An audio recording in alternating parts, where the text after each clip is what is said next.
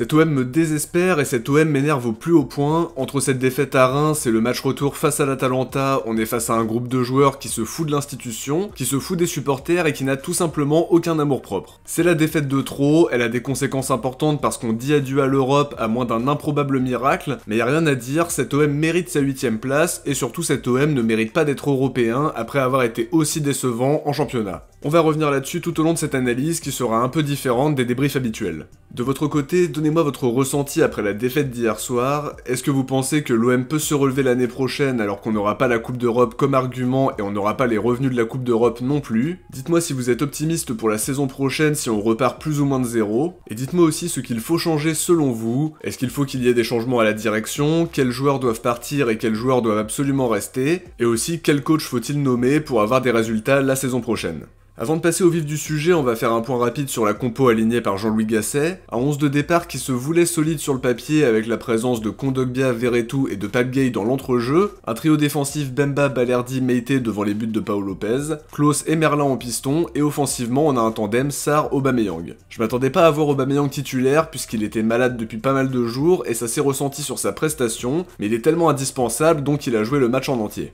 On commence sans plus attendre par le résumé et l'analyse du match. La première mi-temps a été absolument catastrophique côté marseillais parce qu'on n'a pas proposé grand chose, on a été constamment mis en danger sur les offensives rémoises, Ito et Nakamura nous ont posé beaucoup de problèmes sur les côtés, les projections de Mounetsi et l'activité de Diakité ont été très compliquées à contenir, on s'est fait peur dès le début du match mais on a été sauvé par la vidéo. Malgré tout, ce but refusé était déjà une très grosse alerte, ça part d'une belle relance longue de Yehvan Diouf, Balerdi est au contact mais le reste de notre défense était beaucoup trop passive.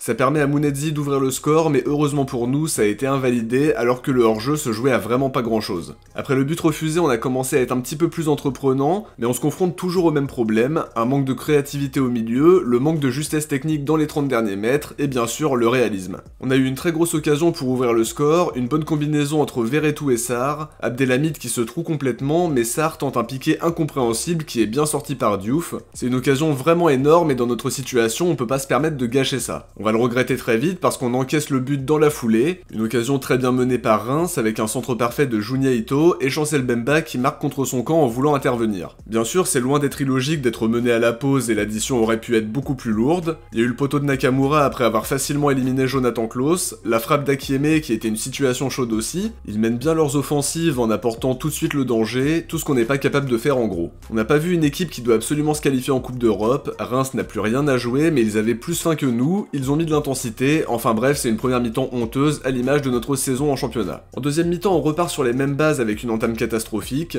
Reims se procure plusieurs situations comme la frappe de Nakamura qui est un peu hasardeuse mais qui passe très proche du poteau de Pau Lopez, Kadra qui nous a posé de gros problèmes à son entrée en amenant beaucoup de dynamisme, de vivacité, de mobilité et en faisant des différences balle au pied. On a quand même eu une très grosse occasion avec Luis Enrique qui est lancé sur son côté gauche pour s'offrir un face-à-face contre Yehvan Diouf, le gardien sort bien mais Luis Enrique doit faire beaucoup mieux. Ça fait deux énormes occasions vendangées, la première par Sarr, la deuxième par Luis Enrique, la première pour mener 1-0 et la deuxième pour égaliser et s'offrir une fin de match un peu plus palpitante, mais non, cette équipe marseillaise n'en est clairement pas capable. On va même frôler le 2-0 de très très près, il y a une grosse mésentente entre Balerdi et Pau Lopez qui offre une grosse occasion à Bojang, mais il dévisse totalement sa frappe. En tout cas, c'est un match vraiment catastrophique de la part des Marseillais, ils auront beau se confondre en excuses et dire qu'ils ont fait n'importe quoi une nouvelle fois, qu'il faut se regarder dans la glace, etc.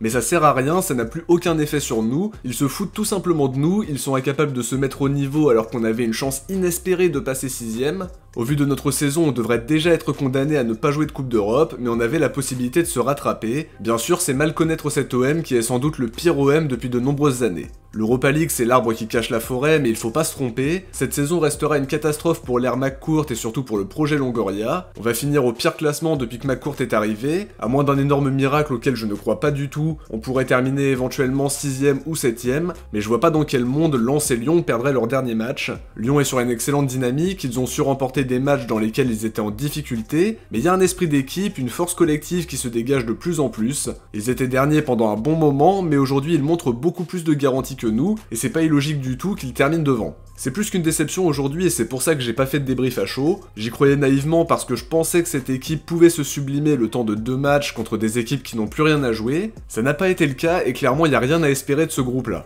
Bien sûr, tous les joueurs ne sont pas dans le même panier, Balerdi a été excellent dans une équipe qui galère en apportant beaucoup de garanties derrière. Il a passé un cap cette saison et hier soir encore il a été très bon, solide dans les duels défensifs, il a apporté offensivement en sortant de sa défense pour donner un bon ballon, il arrive à bien ressortir le ballon sous la pression en étant précis dans ses passes et en étant capable d'éliminer son vis-à-vis dans des situations chaudes. Aubameyang a été le héros de cette saison en marquant 29 buts et en délivrant 11 passes D dans cette équipe catastrophique. Il a été entouré par des bras cassés comme on dit et clairement j'espère qu'il restera la saison prochaine et qu'il sera cette fois entouré par des joueurs qui savent aligner au moins 2-3 passes et qui sont un minimum lucides dans les 30 derniers mètres, ce sera déjà pas mal. Veretout n'a pas fait que des matchs XXL mais il a toujours été généreux dans les efforts alors qu'il a été énormément utilisé, quasiment jamais de repos en enchaînant tous les matchs, il est parfois passé à côté mais c'est un joueur qui a été super important, qui a l'expérience du haut niveau mais qui doit aussi être entouré par des joueurs de qualité pour que ça donne un résultat harmonieux dans le collectif. Chancel Mbemba a été très important même s'il est moins performant depuis quelques matchs, c'est un joueur qui nous apporte beaucoup et qui serait encore plus performant dans une équipe qui tourne bien. Je sauverai aussi Bamo Meite qui a été majoritairement doublure et qui peut prendre une autre dimension la saison prochaine s'il a un temps de jeu plus important. Amir Murillo qui a été la belle surprise du mercato d'été et que j'ai souvent trouvé convaincant, j'espère qu'on aura l'occasion de le revoir la saison prochaine.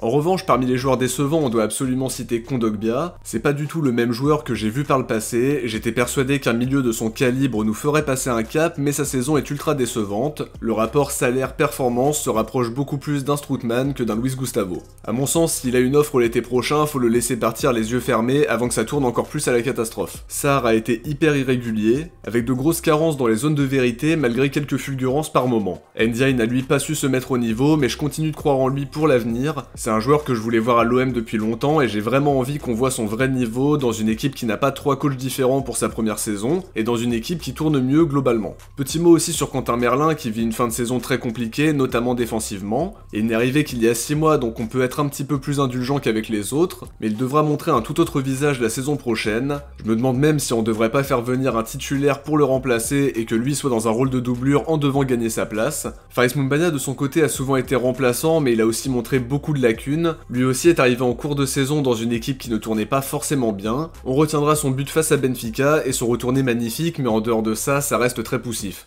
Harit et Unai n'ont pas fait une bonne saison non plus malgré quelques fulgurances par moment, donc c'est vraiment très compliqué d'avoir des résultats quand on a autant de joueurs en difficulté. Hier soir on a vu des mecs comme Klose et Gay qui nous ont sabordés, ils avaient sans doute la tête ailleurs. Klose a été catastrophique tout le match, aussi bien défensivement qu'offensivement, et il devait sûrement penser à la liste de Deschamps qui sera dévoilée ce soir. Il peut d'ailleurs s'estimer heureux d'y être si c'est vraiment confirmé, parce que je trouve que sa saison est quand même très compliquée. Gay est lui passé à côté de son match en ralentissant le jeu et en étant imprécis dans tout ce qu'il a entrepris, son esprit est sans doute déjà tourné vers son futur club.